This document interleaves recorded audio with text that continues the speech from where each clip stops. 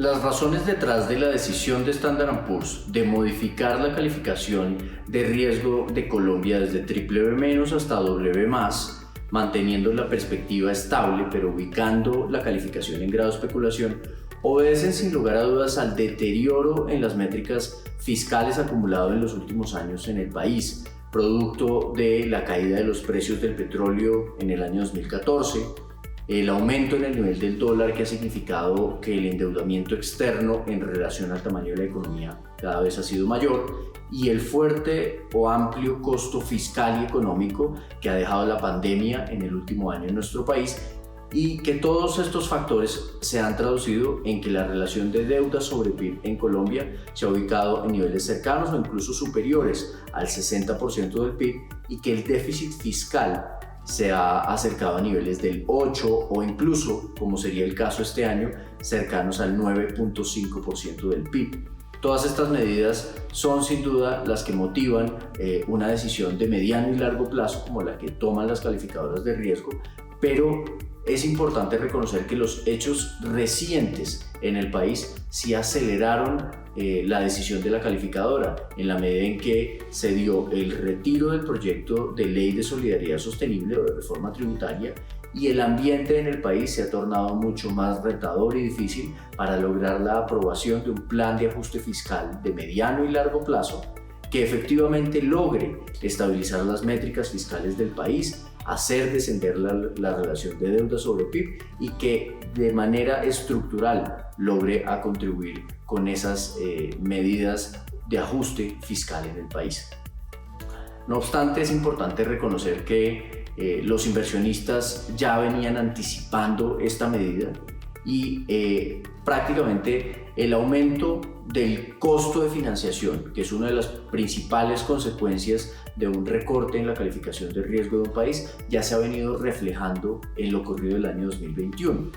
Desde que arrancó el año hasta hoy, las tasas de interés de la deuda pública en Colombia de los TES de largo plazo han subido cerca de 200 puntos básicos, y de los TES con plazo cercano a 5 años han subido cerca de 150 puntos básicos. Es importante reconocer que no todo ese incremento obedece explícitamente a la mayor percepción de riesgo sobre Colombia, pues si se hace una revisión de las tasas de interés internacionales medida por los bonos del Tesoro americano a 10 años, esas tasas se han incrementado en el año en cerca de 70 puntos básicos. Así que alguna parte importante de ese incremento en los costos de financiación de Colombia también obedece al aumento de las tasas de interés internacionales.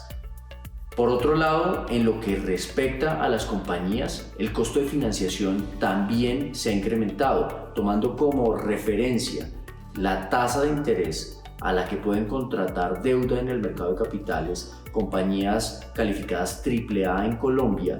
Ese costo de financiación en el año se ha incrementado también cerca de 200 puntos básicos. Tal vez para tratar de medir mejor el impacto en esa percepción de riesgo y en las mayores preocupaciones en el frente fiscal en Colombia, habría que tomar como referencia tal vez el mes de marzo hacia acá, mes en el que se conoció el plan financiero del año 2021 y en el que fue mucho más evidente la presión fiscal y las necesidades de financiamiento del país. Desde ese momento acá, las tasas de financiación de las empresas colombianas se han incrementado en casi 100 puntos básicos. Así que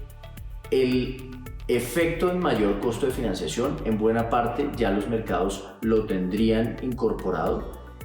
Otra forma de ver este efecto es comparar la prima de riesgo de Colombia en dólares frente a la prima de riesgo de países similares, comparables, calificados grado de inversión en la escala de BBB-.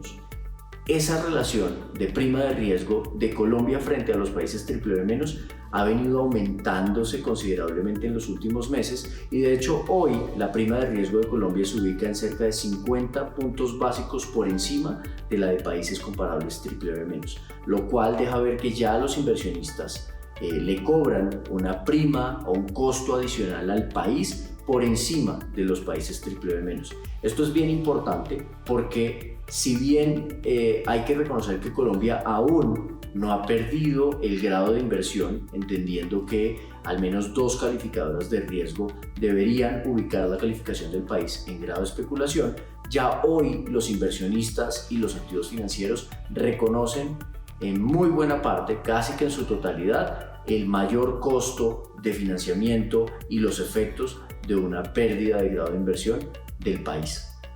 Ahora las miradas se centrarán en la opinión que tengan las calificadoras Fitch y Moody's y que probablemente estas calificadoras se pronunciarán una vez se dé una aprobación de una reforma tributaria en Colombia o de un plan de ajuste. Pero será muy importante entender lo que se apruebe en Colombia y el compromiso que demuestre el país en el frente fiscal,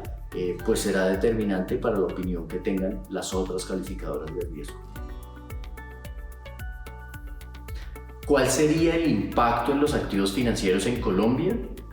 En lo relacionado a la negociación de los activos de renta fija, tanto de deuda pública como de deuda corporativa, y a la negociación del dólar en Colombia, es importante reconocer que hay inversionistas internacionales que tienen restricción para invertir en países que no sean calificados grado de inversión. Por lo tanto, es posible que en los próximos meses estos inversionistas deban liquidar sus inversiones en Colombia, lo cual generará 2 efectos principales: un aumento en la volatilidad de los precios de los activos financieros en nuestro país y un impacto negativo adicional al que ya se ha observado en lo corrido del año 2021. Eso podría significar que la negociación del dólar en Colombia vuelva a acercarse a niveles cercanos a 3.850 o 3.900 pesos eventualmente, y algunos incrementos adicionales en las tasas de negociación de la renta fija en Colombia. No obstante, consideramos que la mayor parte del efecto negativo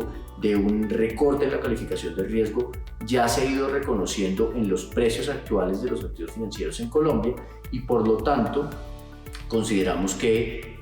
esos incrementos en la tasa de negociación de la deuda pública en Colombia, por ejemplo, no debería ser superior a 20 o 30 puntos básicos en los próximos meses, y que en el mediano plazo los activos colombianos tendrán un comportamiento un poco más favorable, en donde primará sin duda en las decisiones de los inversionistas internacionales la independencia y credibilidad de las instituciones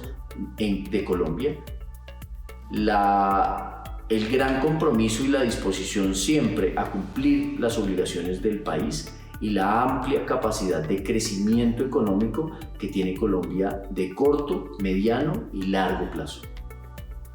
El mercado de acciones no es ajeno al impacto de una eventual pérdida de grado de inversión del país. Sin embargo, al igual que en el mercado de deuda, nosotros consideramos que las acciones no solo ya han incorporado este escenario, sino que los descuentos que presenta el mercado colombiano son tan amplios frente al valor justo de las compañías que eso debería ser suficiente para que el impacto negativo no sea tan marcado, e incluso algunos inversionistas decían aprovechar esta coyuntura para realizar inversiones. A la fecha, el mercado local presenta una desvalorización de 13% en lo corrido del año, mientras que en promedio sus pares en Latinoamérica se han valorizado un 4%. De hecho, desde que se conoció el anuncio del retiro del proyecto de reforma tributaria, el mercado colombiano acumula una desvalorización de 8%. En términos del impacto en el valor de las empresas, uno de los principales canales de transmisión de la pérdida de grado de inversión es el efecto de incremento que se genera en las tasas de descuento, lo que a su vez implica una disminución en el valor justo de los activos. Adicionalmente, no podemos olvidar que la calificación soberana es la base para determinar la calificación de las empresas, por lo que, por ejemplo, en el caso de Standard & Poor's, la disminución de la calificación en Colombia ya derivó en una reducción de calificación para compañías como Ecopetrol, Grupo Sura, Engesa, entre otras, que tenían una calificación por parte de esta agencia de BBB-. Entonces, ¿cuál sería el impacto en el valor justo de las acciones? Sobre la base de que el mercado ya ha incorporado gran parte del impacto de la pérdida de grado de inversión y que como resultado, primero, la prima de riesgo de Colombia se ubique permanentemente 50 puntos básicos por encima de un escenario sin rebaja de calificación, y segundo,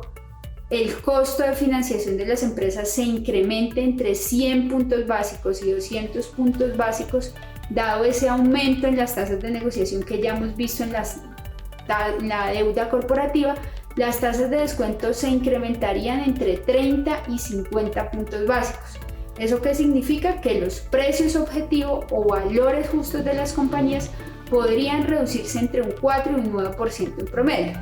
Sin embargo, hay compañías que tienen una base de generación de ingresos más diversificada por países y ingresos importantes en dólares, lo que mitigaría el efecto de esos mayores costos en financiación. Finalmente, sí es importante resaltar que aunque la volatilidad puede continuar, ese impacto entre 4 y 9% que mencioné en el valor justo de las compañías, consideramos que ya se encuentra incorporado en un mercado que en lo corrido del año ya se ha desvalorizado más de 13% y que incluso transa un descuento de 30% frente a sus pares en la región, por lo que no descartamos que inversionistas decidan aprovechar esta coyuntura para incrementar sus posiciones en acciones.